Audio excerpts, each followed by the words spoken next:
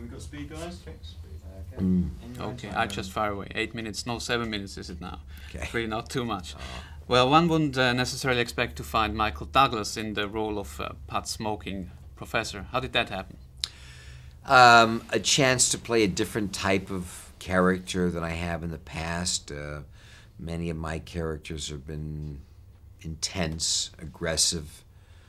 Grady Tripp allowed me to play a more reactive role, and comedy. You know, for a dramatic actor, the chance and the opportunity to get laughs is very appreciated. Tripp's hunted by that one early success, one big success. Now, I could imagine that you felt some of the same pressure when you got your first Academy Award with the age of 30. Mm-hmm. No, I think I was a wonder boy, and there was certainly a moment where you thought, well, is this the end of my career? Will I ever achieve anything again? And that happened, but life does go on. But it's happened for other people. We all know people, actors who had, when they were very young, that one success, or a television actor in a series or actress, or in other forms, and books in particular. And Grady was one who had a very successful novel and now has been frozen in time in trying to recreate or get caught up with the factor of trying to be successful as his first novel. He's also suffering now from a writer's block, I think is the term. Is there anything similar to an actor in his work? Well, he's suffering from the opposite of writer's block. He can't stop. Yeah, right. He can't stop writing. He has no ability to make a choice. It was really a metaphor for no ability to edit his life or to make choices in his life. I don't think for an actor, I mean, we don't initiate our own materials, but as a producer, I mean, we just are offered whatever scripts are there. But there certainly comes moments for me where I think, well, gee, what do I want to do next? I've always been somebody who had to be passionate about what I was doing.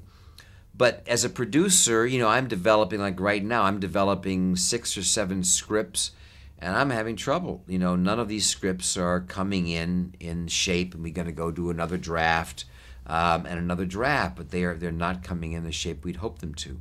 That's what you call in Hollywood the development hell? Developmental hell. And in Hollywood, it's probably worse than it's ever been before. The studios are not doing a good job because the last few years, the studios have been acquired by huge multinational conglomerate companies.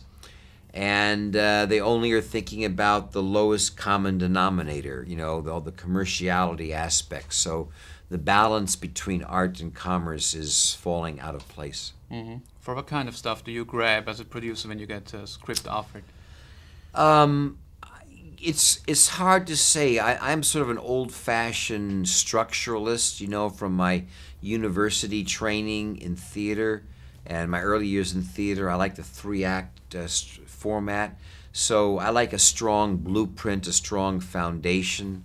But beyond that, I seem to be attracted to contemporary stories. Most all of my career, both as an actor and a producer, have been dealing with the present, not the future or the past.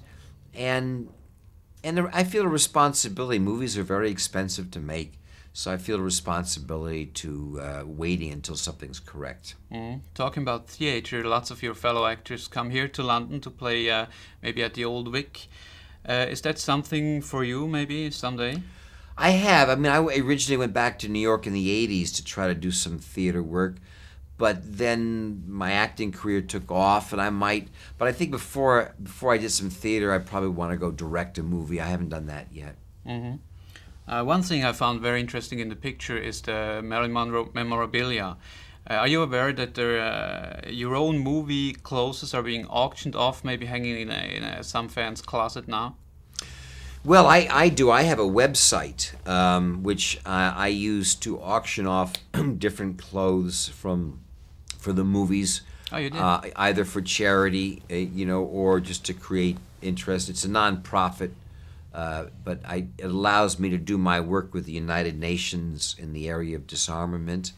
and people liked it. But yeah, I'm glad, because now you start seeing the value of some of these collections that I've held on to a lot of my wardrobes from different movies, whether it was Gordon Gekko and Wall Street or other films. Actually, I think this jacket is from The Perfect Murder, so I don't know. I've read that in your upcoming films you're going to play fathers. As your choice of role something to do with your own fatherhood, maybe? Well, I don't know where I said that.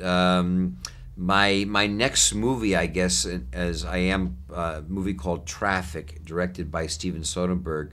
I do play a father of a 16-year-old daughter.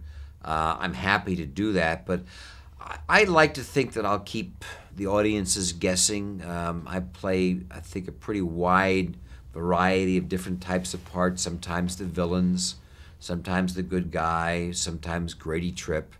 And I'm happy about the opportunity that my fans allow me, or movie-going audiences allow me to play these different types of roles. Well, we're close to the end now. Would you do a station idea for us? Certainly. Could you maybe say, would you try it in Swiss German if you want to? I don't think I can do that. Heute Where are zusammen you means are you in something. Zurich? Yeah, heute zusammen is like hello everybody. I'm Michael Douglas. You're watching Star TV. Heute zusammen. Heute zusammen. Heute zusammen. I am Michael Douglas, and you are watching Star TV. Well, that's great. Thanks Thank a you lot. so much.